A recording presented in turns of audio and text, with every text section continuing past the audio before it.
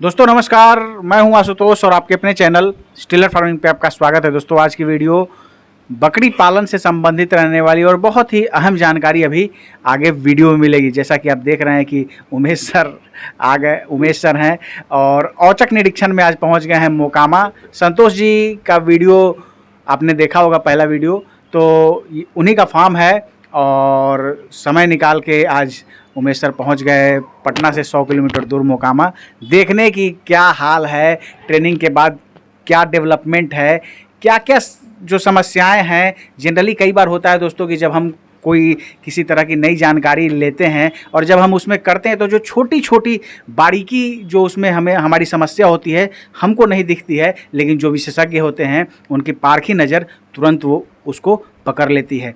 तो आज उसी को देखने, समझने और बताने पहुंच गए हैं उमेश सर संतोष जी के फार्म पे। तो हम जानेंगे संतोष जी से कि पिछले बार जब हम वीडियो बनाए थे उस समय से लेके अभी तक क्या डेवलपमेंट है, और साथ ही उमेश सर क्या क्या नई चीज़ बताएं, क्या क्या जो ऐसी गलतियां इनसे हो रही थी जो एक आम बकरी पालक से नहीं होनी चाहिए। तो ऐसी तमाम जानकारी अभी बकरी पालन से संबंधित आगे वीडियो में मिलेगी। ये वीडियो हमारे वैसे भाइयों के लिए काफ़ी इन्फॉर्मेटिव होने वाली है जो बकरी पालन अभी शुरुआत किए हैं या आने वाले समय में बकरी पालन करने की उनकी योजना है। तो आइए दोस्तों देर न करते हुए वीडियो शुरू करते हैं।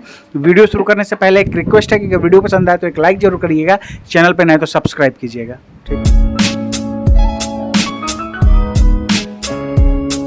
सबसे पहले सर हमारे चैनल पे आपका स्वागत है। आपका भी आशुतोष जी हमारे गोट फार्म में बहुत बहुत स्वागत है। सर आपका भी हमारे चैनल पे आपका स्वागत है। आपका भी स्वागत है आशुतोष जी, मेरे मित्र के, मेरे भाई के फार्म में, और आपके सभी व्यूवर का वेलकम है इनके फार्म में जो इतना प्यार से आपका वीडियो को देखते हैं। सर जैसे अभी यहाँ आने के बाद काफ़ी कुछ आप बता रहे थे, हर एक चीज़ों को समझा रहे थे कि कैसे कौन सा इंजेक्शन अभी इनको देना है, कौन से दवाई पे ध्यान देना है, साथ में क्या क्या अभी फार्म में गड़बड़ियाँ हो रही हैं जो ये पकड़ नहीं पा रहे हैं। तो सबसे पहला सवाल सर, क्या क्या यहाँ आप आने के बाद देखे कि थोड़ा सा ये यहाँ जो है मिसमैनेजमेंट हो रहा है? आशुतोष जी, पहली बात तो है कि किसी पर बिना मतलब का इल्ज़ाम मैं लगा नहीं सकता, क्योंकि अगर फार्मिंग की बात करें तो बकरी को सनीचरा कहा जाता है। बकरी फार्मिंग में अगर कहा है तो बकरी बहुत तंग करने वाली जानवर है और ये व्यस्त आदमी हैं। चूँकि संतोष जी एक इनका डीजे का भी काम है, जो शादी विवाह में साउंड सिस्टम होता है उनका काम है, और अच्छे लेवल पे है, पूरा एरिया में इनको पहचानता है। जहाँ तक कि इनका जब मैं यहाँ आने वाला था तो मैं इनसे पूछा था कि कैसे पहुँचेंगे, तो इन्होंने अपना तो जगह बताया, बोला कि सर कोई दिक्कत नहीं है, उस एरिया में आके खाली बोल दीजिएगा संतोष डीजे, तो सब बता देंगे। हाँ, मैंने वही किया। या आप कितना भी अगर पहली बार कहीं आप जाते हैं तो पहली बार की मैं बात किया, इसे तो मैं बहुत बार आया इनके पास, लेकिन जब पहली बार आना हुआ था तो डीजे, संतोष डीजे जैसे ही मैं बोला तो सही में लोग बता दिए थे। तो ये संतोष डीजे का भी काम ये करते हैं और साथ में बकरी पालन करते हैं। तो मेरा कहने का मतलब है कि बकरी पालन इतना व्यस्त पर्सन क्यों कर रहे हैं, क्यों करके सफल भी हैं, इसलिए हैं क्योंकि घर के लोग इनके सपोर्ट करते हैं, इनकी माँ, इनके घर के और भी मेंबर इनका सपोर्ट करते हैं, तो ये सफलतापूर्वक बकरी पालन कर रहे हैं। और मैं सबसे यही कहूँगा कि घर का सपोर्ट यदि ना हो तो बकरी पालन में तो आना ही नहीं चाहिए, घर का सपोर्ट होने चाहिए, क्योंकि अकेले आप बिल्कुल नहीं कर पाएंगे। अकेले अगर आप करते हैं तो 24 घंटा इसी में लगे रहेंगे तो बाकी चीज़ें आप कैसे कर पाएंगे, साइड के लिए कुछ तो होने चाहिए, है ना। तो इनका सपोर्ट मिलता है, घर का सपोर्ट मिलता है। कमी यहाँ मैंने उतना नहीं देखा जितना इनमें मैं कुछ कहूँ। इन्होंने जो लकड़ी का तख्ता, जो कि पहले भी आप आए होंगे तो ज़रूर देखे होंगे कि लकड़ी का तख्ता इन्होंने लगा दिया है, जो कि सबसे अच्छी बात है, क्योंकि बकरियाँ नमी पे जैसे ही बैठेगी वो बीमार पड़ जाएगी। तो नमी से बचने के लिए, जैसे कि आज ज़मीन पे क्या होता है, बलुई मिट्टी होता है, तो उसमें पेशाब बकरी की नीचे चला गया। हालांकि वहाँ भी लकड़ी का तख्ता रखना चाहिए, लेकिन ये तो छत है, तीसरा फ्लोर है, तीसरा तल पर है, तो छत के ऊपर इन्होंने रखा है बकरी को। तो कहीं से बकरी उस पर पेशाब करेगी और उसके बाद उस पर बैठेगी तो नमी की वजह से निमोनिया हो सकता है, निमोनिया हो जाएगा, चेस्ट इन्फेक्शन और बहुत तरह की चीज़ें। फिर बीमार होने के बाद, एक बीमारी होने के बाद बहुत तरह की बीमारी का सामना करना पड़ जाता है। तो इन्होंने लकड़ी का पूरा तख्ता इस तरीक़ा से लगा दिया है। और दर्शकों से मैं ये कहूँगा कि आप लोग भी अगर बकरी पालन कर रहे हैं या भविष्य में करने का योजना है तो ये तो छत पे किए हुए हैं, यदि आप नीचे भी करते हैं तो ये लकड़ी का तख्ता इस तरीक़ा से आप बनाकर जरूर रखें, जिस पर बकरियाँ आराम से जिस तरीक़ा से बैठेगी और आपकी बकरियाँ बीमार होने से बचेगी। तो इन्होंने ये किया। दूसरा है कि मेमने को रखने के लिए इन्होंने अलग, जो भी जितना भी इनका जगह है, हालांकि छोटा सा एरिया इनका है, लेकिन फिर भी इन्होंने मेमने को रखने के लिए अलग से अपना संसाधन बनाया, अलग सा केज बनाया। वो इसलिए बनाया जाता है ताकि बकरी अपनी माँ को तो पहचानती नहीं है, माँ अपने बच्चे को पहचान लेगी, लेकिन बच्चा अपनी माँ को नहीं पहचानता बकरी में। वो किसी में भी जाके दूध पीना शुरू कर देती है। तो बच्चे को जनरली खोल के रखेंगे तो एक तो बच्चे का छोटा पैर बहुत होता है जो लकड़ी के फट्टे में आपका फंस सकता है, एक हो जाता गलती। दूसरा है किसी में भी जाके दूध पीना शुरू कर देती तो जो बकरी गाभिन है उसमें भी दूध पीना शुरू कर देती है, जो बकरियाँ के जो छोटी बच्चियाँ हैं, तो फिर बकरी ढूंसी मार देती। तो ये सब खतरों से बचने के लिए बिल्कुल बच्चे को अलग रखने के लिए इन्होंने केज बनाया, जो कि बहुत ही काबिल तारीफ है इन्होंने किया है। खिलाने के लिए टब इन्होंने सिस्टम से लगाया है, ताकि होता क्या है तो जी, चारा एक तो महंगा है, उसके बाद यदि चारा आप देते हैं नीचे तो बकरी का एक है कि जितना खाएगी उससे कहीं ज़्यादा छीटेगी और उसी को बर्बाद करेगी, उसमें मैग्नी मूत्र कर देगी। ऐसा होता है ना संतोष जी? अगर नीचे रखा जाए तो पहले नीचे खिलाते थे तो लेटिंग वगैरह कर भूसा बर्बाद हो जाती थी, लेकिन अब मेरा एक भी भूसा बर्बाद नहीं होता है। हाँ, तो पहले इन्होंने गलती क्या किए थे वो तो अलग बात है, क्यों दोहराया जाए। लेकिन जब से ये बात सर्किल में रहे, मैं इनको बताया तो फॉलो तो कर रहे हैं, तो मैं क्यों कमी कहूँ। पहले की बात अलग था, अनजान में तो बहुत कुछ हो जाता है जी। तो ये ट्रे इस तरीक़ा से लगा दी हैं तो ये खाना बर्बाद नहीं होता है, इसमें बकरियाँ मज़े से खाती है, और जो बच गया वो बाद में भी खाती है, क्योंकि वो बिल्कुल अलग से कवर करके रखा हुआ है। तो इन्होंने ये भी करके रखा है। सफाई भी बहुत, देखिए अब कोई इसमें कहेंगे कि मैं तो मैग्नी देख रहा हूँ, पेशाब देख रहा हूँ, तो बकरियां हैं तो कुछ ना कुछ तो करती ही रहेगी। ऐसा थोड़ा है कि आप सफाई कर दिए फिर ये करना ही बंद कर दी। तो ये आप पीछे आगे से सफाई करते रहेंगे, पीछे से आपका ये प्रसाद मिलता रहेगा, ये पीछे से आपका ये बूंदिया निकलता ही रहता है, ठीक है ना। ये कभी भी खत्म होने वाला आइटम नहीं है। बकरी दिन भर वो टपकाती है, जो भी धन आपको मिल सके, दिन भर आपको झाड़ू मारेंगे तो भी आपको प्राप्त होगा कुछ न कुछ। तो इस तरीक़ा से कुछ है, लेकिन फिर भी इन्होंने अच्छा सफाई किया है, तो सफाई किया है, माइनेज रखा है, सभी बकरियां राहत से बैठी हुई है, तो एक इन्होंने प्रॉपर रूप से किया है। तो कहीं से उस तरीक़ा से कमी नहीं है। कुछ लोग अगर आप ये कहे कि ग्रोथ कम है तो जिससे देसी जो अगर यदि बकरी है तो देसी बकरी है तो देसी की तरह ही रहेगी, तो उसके अनुसार ग्रोथ भी ठीक ठाक ही है। अब ठीक ठाक मैं इसलिए बोल रहा हूँ कि कुछ कमियाँ हैं। वो कमियाँ ये है कि हरे चारा का इनके पास उपलब्धता नहीं है, क्योंकि बिल्कुल रोड के किनारे इनका घर है, बिल्कुल शहर में, मुकामा शहर में इनका मकान है, और उस पर एक तीसरा तल्ला पर बकरी पालन कर रहे हैं। तो बिल्कुल ये सफलतापूर्वक कर रहे हैं, लेकिन हरे चारे की उपलब्धता नहीं है, जिसकी वजह से थोड़ा सा इनको ग्रोथ में दिक्कत हो रहा है। और बीच में जब हम बोले थे तो हरा चारा कहीं से लिए थे। संतोष जी थोड़ा सा इधर आइए ना। हरा चारा खिलाने से आप जो बीच में हरा चारा आप खिलाए 1-2 महीना या कितना दिन पता नहीं, ये आप बताएंगे। तो हरा चारा खिलाने के बाद क्या लगता है, 30 दिन खिलाए थे का महीना? हाँ, 1 महीना। 1 महीना हरा चारा खिलाने के बाद क्या क्या आपको बेनिफिट हुआ? जो आप ऐसे जनरल खिला रहे थे, हरा चारा दिए तो क्या बेनिफिट हुआ, क्या कमी दूर हुआ आपका? सबसे बड़ा कमी है कि बकरी हिट में नहीं आती थी, और हरा चारा खिलाने के बाद लगातार कुल बकरी हिट में आना शुरू हो गई। एक तो ये हुआ। दूसरा चमक वगैरह में, उसमें एक्टिविटी में क्या अंतर पड़ा? हाँ, वो फुर्ती भी आ गया। इसके बाद बाल जो है पहले उसका धुंधला धुंधला सा दिखता था, लेकिन अब शाइनिंग दिख रहा है मात्र 1 महीना के हरा चारा पे। दोस्तों 1 महीना के हरा चारा में इनका इतना अंतर पड़ा। फिर चूंकि किराए पे लिए थे, कोई किसान से लिए होंगे, फिर कटा कहानी खत्म, तो फिर दिक्कत आया। तो इनको मैंने कहा कि अगर संभव है, चूँकि अब शहर में फिर भी संभव है, तो कहीं से कुछ खेत देख के उसमें सुपर नेपियर घास लगा दें, ताकि वो चलता रहे जब तक खेत मालिक आपको खेत दिए हुए हैं। तो ये बोले हैं कि यहाँ से ऐसे जनरल खेत तो 4-5 किलोमीटर हट के खेत शुरू हो जाता है, लेकिन इस शहर में है फिर भी 1 किलोमीटर हट के इनका शायद खेत मिल जाए, जो ये बोले। तो उसमें नेपियर बोने वाले हैं, तो बो देंगे तो हरा चारा और सूखा चारा मिलाकर खिलाएंगे तो सारा चीज़ हो जाएगा।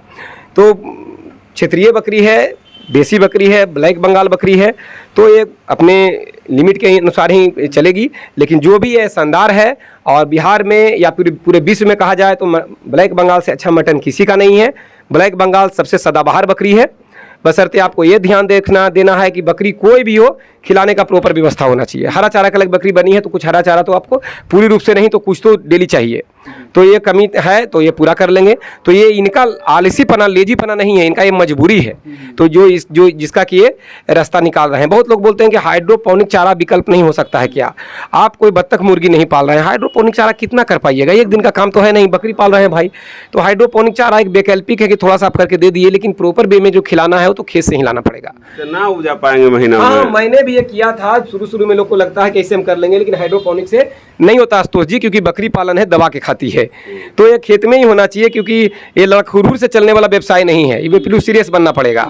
हाइड्रोपोनिक मुर्गी तक सही है, मुर्गी को दे सकते हैं, लेकिन बकरी में 2-4 अगर रखते हैं तो दे सकते हैं, 2-4 में भी सर नहीं हो पाएगा। हाँ, दिक्कत आता है। मतलब एक कट्ठा में पूरा फ्लोर बना, एक कट्ठे में पूरा फ्लोर वाइज बनाना पड़ेगा और सब पे इतना बड़ा बड़ा ट्रे रखना पड़ेगा और तब जाके आप कर सकते हाँ, हैं। तो वो दिक्कत नहीं, वो दिक्कत है, वो एक दिन का काम नहीं है। एक हर चीज़ का विकल्प आपको निकालना अच्छा नहीं है, विकल्प जरूरी नहीं है सीधे खेत में लगाइए।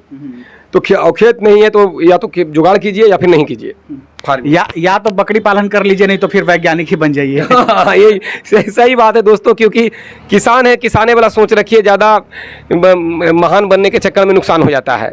हम तो किसान है भैया, देख ही रहे होंगे, प्योर बिहारी, तो अपना इसी चलता है लाइफ। तो कहने का मतलब मेरा ये है कि यहाँ ऐसा कोई कमी नहीं था, कुछ मजबूरी था जिसको पूरा करेंगे। हाँ, एक इनको डर था, जो आते के साथ मैं इनको समझा रहा था, जो छोटे मेमने हैं ना, ये उसको इंजेक्शन लगाने से डरते हैं कि छोटा इंजेक्शन को नहीं संतोष जी, ये छोटा इंजेक्शन बच्चे को लगाएंगे तो क्या दिक्कत हो जाएगा, इसके वजह से मान लें कुछ ऐसा प्रॉब्लम है जिसको ये लगा नहीं पा रहे हैं, तो उससे बच्चे में ग्रोथ रुका हुआ है। तो मैं इनको ये समझा रहा था कि छोटा बच्चा भी है तो डोज मायने रखता है, डोज आप सही लेके जो बताया गया है उसके अनुसार जिस जगह पर लगाना चाहिए, सबकट रूट या IM रूट मांस में या चमड़ी में जिस तरीके से देना है उसको आप दे सकते हैं, घबराने की जरूरत नहीं है। तो ये दिक्कत था, तो मेरे आने से इनका ये हिम्मत बना। अब तो दे लेंगे, हाँ, आज ही शाम में दे देंगे इसको। तो ये होता है कि आने से हमने ये किया और बशर्ते सब चीज़ ठीक था, तो हमें यहाँ के बोले कि आपका ठीक है, तो थोड़ा इनको कॉन्फिडेंस लेवल बढ़ाओ कि नहीं हम सही चल रहे हैं। तो ये बाकी कहीं से कोई कमी नहीं है। तीसरी तल्ला पर करना, सफलतापूर्वक करना, इतना व्यस्त आदमी होकर टाइम देना, हालांकि घर के लोग कर रहे हैं लेकिन चिंता तो बना हुआ रहता है, क्योंकि मेन सदस्य तो यही हैं।